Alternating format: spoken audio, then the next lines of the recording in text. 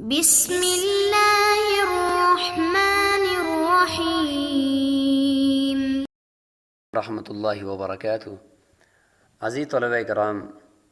اللہ تعالیٰ سے امید ہے کہ آپ تمام احباب خیر و عافیت سے ہوں گے۔ اللہ تعالیٰ آپ سب کو اپنے حفظ و امان میں رکھے۔ مختصر القدوری کا آج ہمارا سبق نمبر 36 ہے، اور آج ہم باب صلاۃ المریض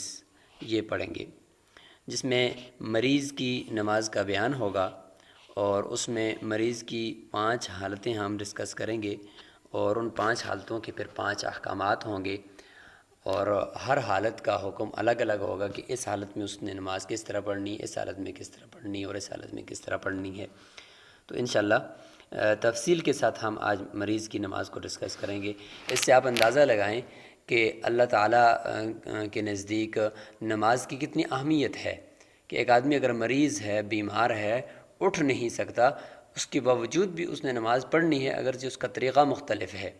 تو اس سے اندازہ لگائیں کہ یہ کتنی اہمیت والی ہے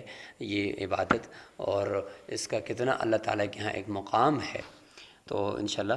آج ہم مریض کی نماز کو پڑھیں گے اور عبارت پڑھیں گے۔ اس کے ضمن میں انشاءاللہ ہماری اس مریض کی نماز سے متعلق ہمارے جو کچھ مسائل ہوں گے، کچھ جدید مسائل ہوں گے، کرسی پر نماز بیٹھ کر پڑھنے کا حکم، اور کشتی میں نماز پڑھنے کا حکم، اس طریقے سے گاڑی میں نماز، ہوائی جہاز میں نماز، انشاءاللہ ان سب کو ہم ڈسکس کریں گے۔ سب سے پہلے عبارت پڑھ لیتے ہیں۔ باب صلاۃ المریض اذا تعذر على المريض القيام صلى قاعدا يركع ويسجد فإن لم يستطع الركوع والسجود أومأ إيماء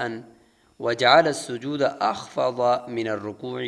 ولا يرفع إلى وجهه شيئا يسجد عليه فإن لم يستطع القعود استلقى على قفاه وجعل رجليه إلى القبلة وأومأ بالركوع والسجود وإن اضطجع على جنبه ووجهه إلى القبلة وأومأ جاز فإن لم يستطع الإيماء برأسه أخر الصلاة ولا يؤمي بعينيه ولا بحاجبيه ولا بقلبه فإن قدر على القيام ولم يقدر على الركوع والسجود لم يلزمه القيام وجاز أن يصلي قاعدا يؤمي إيماء فإن صلى الصحيح بعض صلاته قائما ثم حدث به مرض أتمها قاعدا يركع ويسجد ويؤمي إيماء إن لم يستطع الركوع والسجود أو مستلقيا إن لم يستطع القعود ومن صلى قاعدا يركع ويسجد لمرض ثم صح بنى على صلاته قائما فإن صلى بعض صلاته بإيماء ثم قدر على الركوع والسجود استأنف الصلاة ومن أغمي عليه 5 صلوات فما دونها قضاها إذا صح وإن فاتته بالإغماء أكثر من ذلك لم يقضي۔ تو عبارت ہماری مکمل ہوئی۔ اب ہم اس کی مختصر تشریح کرتے ہیں۔ باب صلاۃ المریض، اس سے پہلے جب صحیح انسان کی جو نماز ہے اس کے احکامات کو بیان کر دیا۔ ظاہر ہے کہ انسان کی 2 ہی حالتیں ہوتی ہیں، صحت اور مرض۔ تو صحت کی حالت کے احکامات نماز کے بیان ہوئے، تو اب مرض کے شروع کر دیے، کیونکہ مرض ایک عارض سماوی ہے، آسمانی ایک عارضہ ہے انسان کی طرف سے، تو اس میں کچھ بھی اس میں دخل نہیں ہے۔ تو اس لیے سجدہ سہو اور مرض ان کو ایک ساتھ ذکر کر دی کہ دونوں عارض سماوی ہوتے ہیں، لیکن سجدہ سہو چونکہ بہت زیادہ عام ہوتا ہے، بیماری کی حالت میں بھی ہو سکتا ہے، اس لیے اس کو پہلے ذکر کر دیا۔ اور مریض جب انسان ہوتا ہے تو اس کے اندر جو اس کا اعتدال ہوتا ہے، جسم جو اعتدال کے اندر چل رہا ہوتا ہے، اس اعتدال کے اندر کمی آ جاتی ہے۔ اور چونکہ دین کے اندر تو کوئی حرج نہیں ہے، اس لیے دین میں اتنی سختی بھی نہیں ہے کہ وہ نماز اسی طریقے سے جس طرح صحت کی حالت میں پڑھ رہا ہے تو بیماری کی حالت میں بھی اسی طریقے سے پڑھے، چاہے جائے کہ وہ کھڑا نہ ہو سکتا ہو تو پھر بھی وہ کھڑا ہو کر نماز پڑھے، اس طرح کی سختی نہیں ہے۔ تو اس لیے مریض کے احکامات کو بیان کرنا ضروری ہوا۔ تو یہاں سے یہ مریض کے احکامات بیان ہوئے کہ اذا تعذر، یہ سب سے پہلی حالت اس کی شروع ہو گئی ہے کہ اذا تعذر، کہ جب اس کے لیے مشکل ہو جائے مریض کے لیے، یعنی پہلی حالت ہے یہاں پہ بیان ہو رہی ہے کہ وہ کھڑا ہونا اس کے لیے مشکل ہے۔ فرمایا کہ اذا تعذر علی المریض القیام، کہ اگر مریض کے لیے قیام متعذر ہو جائے، مشکل ہو جائے، صلی قاعدا، تو وہ بیٹھ کر نماز پڑھے، لیکن بیٹھ کر یرکع، باقاعدہ رکوع کرے گا، ویسجد، اور باقاعدہ سجدہ کرے گا۔ ایسا نہیں کہ وہاں پہ اشارہ کرے، اگر رکوع سجدے پر قادر ہے، صرف قیام پر قادر نہیں ہے تو اس صورت میں بیٹھ گا۔ قیام تو اس لیے ہوتا ہے کہ رکوع سجدہ ہو نا، قیام تو وسیلہ ہے رکوع سجدے کے لیے، تو رکوع سجدہ اگر نہیں کر سکتا کھڑے ہو کر تو قیام یعنی قیام نہیں کر سکتا، رکوع سجدہ کر سکتا ہے تو بس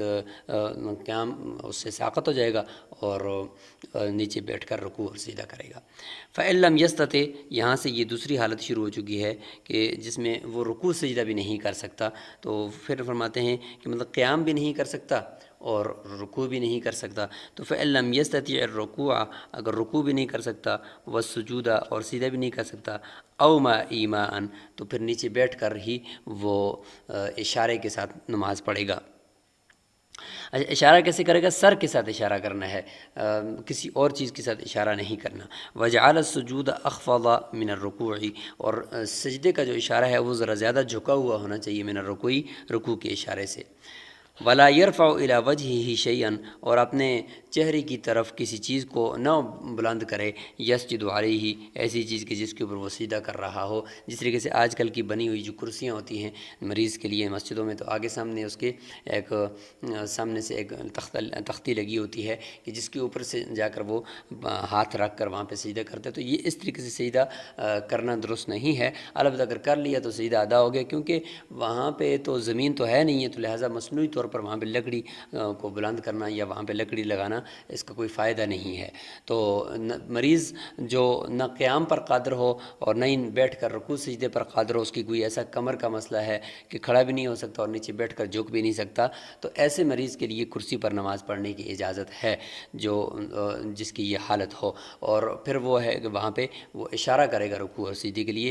کے لیے سامنے لکڑی لگانے کی کوئی ضرورت نہیں ہے۔ تو یہاں اس جگہ پر یہ مسئلہ بھی آپ سمجھ سکتے ہیں۔ اسی میں قیام پر قادر نہ ہو، تو کوئی بندہ کسی عذر کی وجہ سے اس میں کشتی کے اوپر سوار ہے، تو سر چکرا رہا ہے، قیام نہیں کر سکتا، تو اس صورت میں بھی وہ بیٹھ کر نماز پڑھ سکتا ہے کشتی کے اندر بھی۔ اس طریقے سے ٹرین کے اندر نماز پڑھ رہا ہے اور کھڑا ہونے کے اندر اگر اس کو کوئی مسئلہ ہو رہا ہے تو پھر بھی وہ بیٹھ کر نماز پڑھے۔ اور گاڑی کے اندر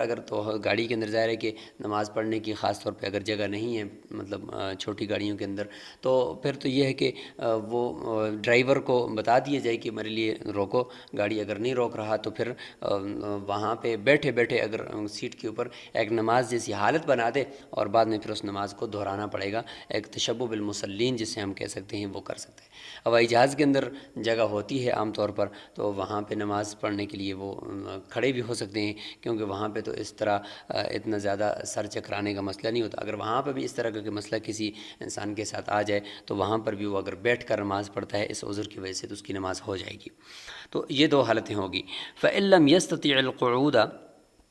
یہ تیسری حالت یہاں سے آپ اس کو سمجھ لیں کہ وہ بیٹھنے کی بھی اس کے اندر سکت نہیں ہے، بیٹھنے کی بھی طاقت نہیں ہے، یعنی پہلی حالت دوسری حالت سے تھوڑی کم ہے، ہر دوسری حالت وہ پہلی سے ذرا بڑھ کر ہے۔ اگر وہ بیٹھ بھی نہیں سکتا تو نماز پھر بھی ایسا نہیں ہے کہ وہ معاف ہو جائے گی۔ آج کل تھوڑے سے عذر کی وجہ سے نماز کو چھوڑ دیا جاتا ہے، سر درد ہو گیا نماز چھوڑ دی،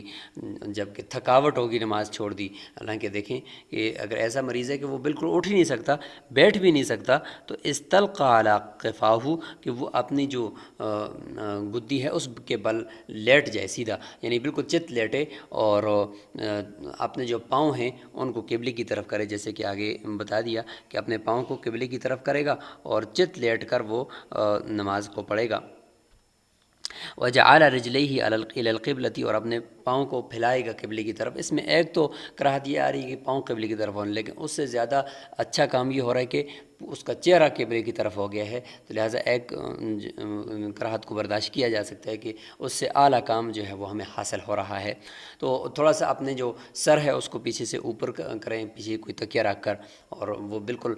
قبلے کی طرف اس طریقے سے اس کا سینہ بھی ہوگا اور چہرہ بھی ہوگا۔ وَأَوْمَأَ بِالرُّكُوعِ وَالسُّجُودِ، اور سر کے ساتھ رکوع اور سجدے کا اشارہ کرے گا۔ یہ ہوگی 3 حالتیں۔ چوتھی حالت ہے کہ وَإِنِ اضْطَجَعَ عَلَى جَنبِهِ، اگر وہ، اچھا یہ تیسری حالت کے ساتھ ہی آپ اس کو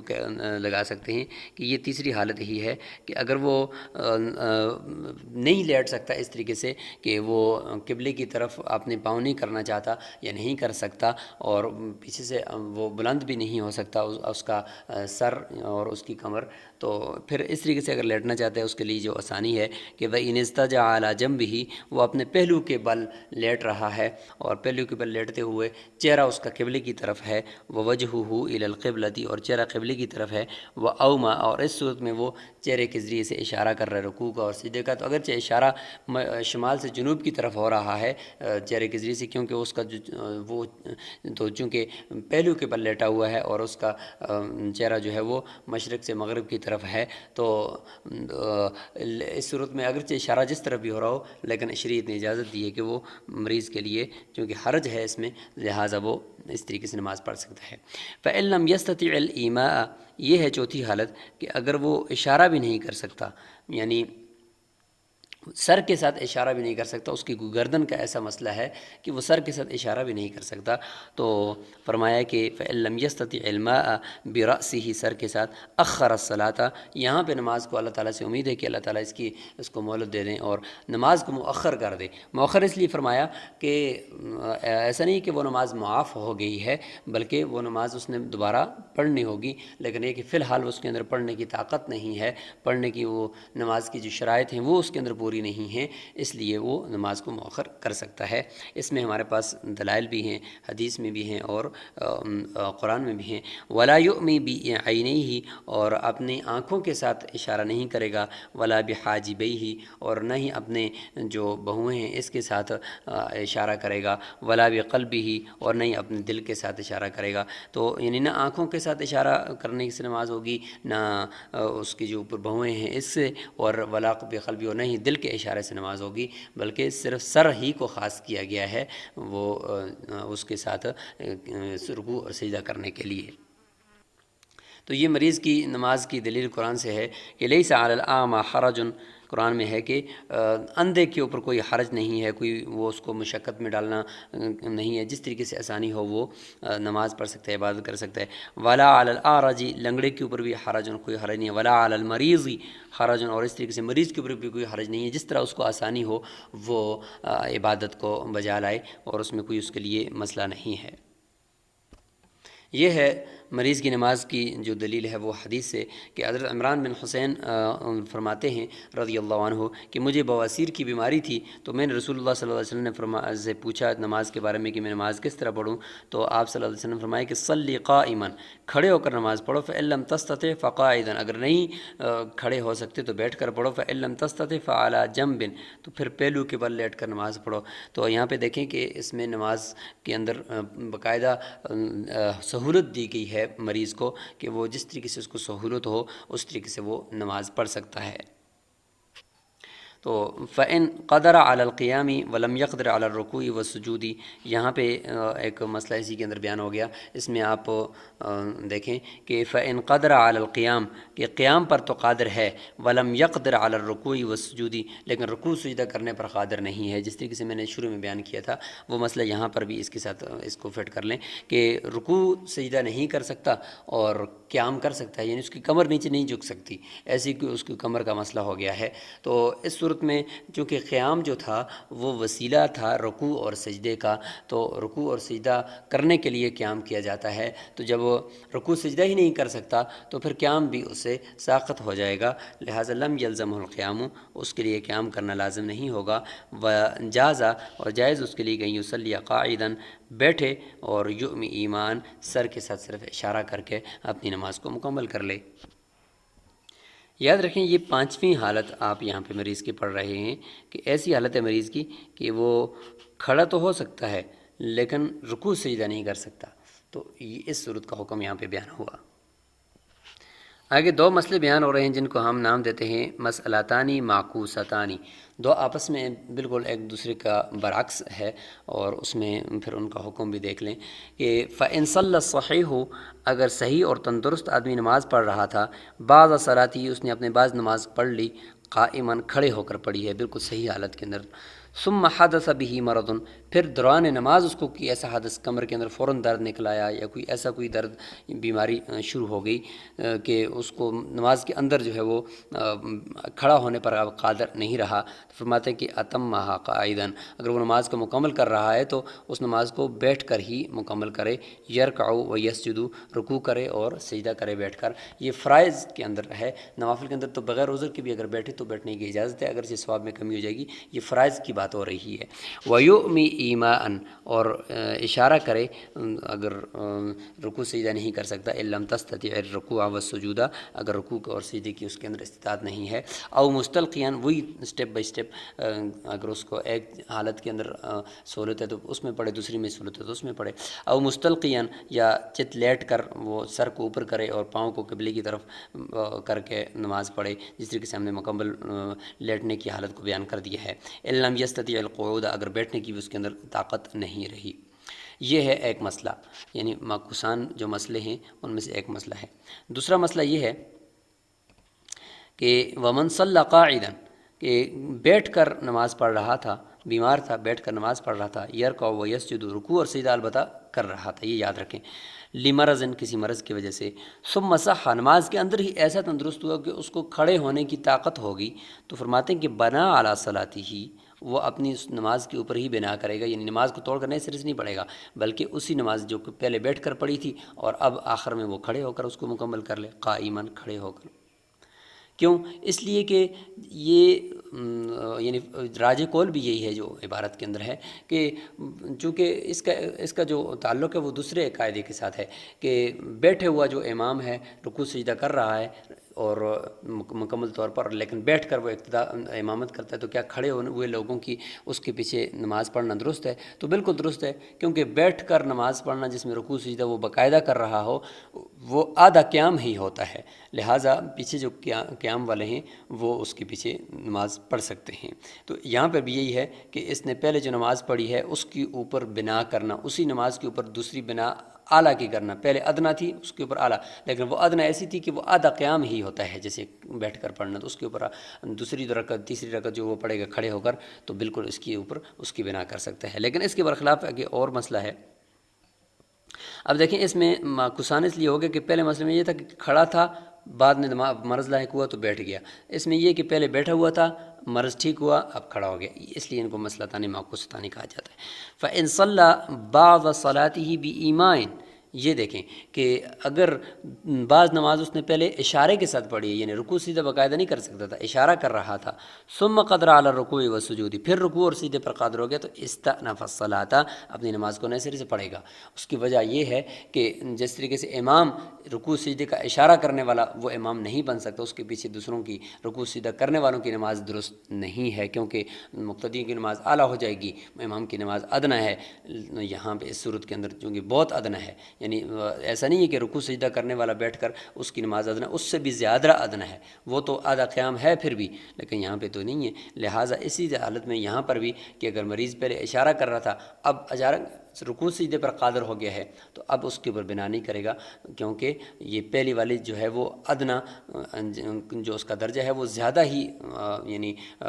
کم درجہ ہے، اس لیے وہ اعلیٰ کو اس کے اوپر بنا نہیں کرے گا، نئے سرے سے نماز پڑھے گا۔ استأنف الصلاۃ ومن اغمی علیہ، یہاں پہ خاتمہ ہے باب کا، اس کے اندر آخر میں یہ بیان فرما رہے ہیں کہ اگر کسی آدمی کو بے ہوشی طاری ہو جائے، خمس صلوات، 5 نمازوں